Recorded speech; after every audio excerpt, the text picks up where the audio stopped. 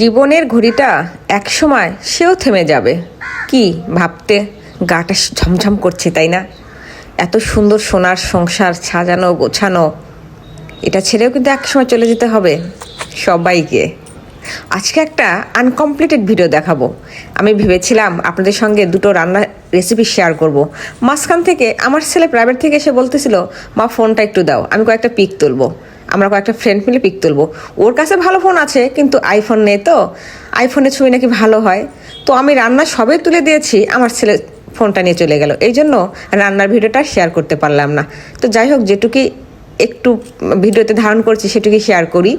তো এই যে আজকে আমি রান্না করব, ফ্রিজ থেকে ইলিশ মাছ বের করেছি। আমার মেয়ে একটু ইলিশ পছন্দ করে বিধায় আমি একটু দুই একটা বেশি করেই কিনে রাখি। তো আজকে আমি নতুন টমেটো দিয়ে আলু দিয়ে সুন্দর একটা ইউটিউবে রান্না দেখেছিলাম, তো খেতে এত মজা হয়েছিল, ভাবলাম আজকে আমার বন্ধুদের সঙ্গে শেয়ার করব। তা তো আর করা হলো না। আর ইলিশ মাছের মাথা দিয়ে কচু শাকটা রান্না করতে চেয়েছিলাম, তো যাই হোক ওটাও করেছি। ওটাও অনেক মজা হয়েছিল খাবারটা খেতে। তো যাই হোক, এত কষ্ট করে আমি চুলা ধরিয়েছি শুধু আপনাদের সঙ্গে একটু শেয়ার করবো বলে, সুন্দর করে রান্নাটা শেয়ার করব বলে। তা তো আর আজকে হলো না। তো যাক, অন্যদিন আপনাদের সঙ্গে অবশ্যই শেয়ার করব। তো আমার ভিডিও যদি ভালো লাগে তাহলে অবশ্যই একটু লাইক দিয়ে সাপোর্ট করে একটু পাশে থাকবেন, আর অবশ্যই একটু আমার ভিডিওতে ফলো দিয়ে থাকবেন, ঠিক আছে?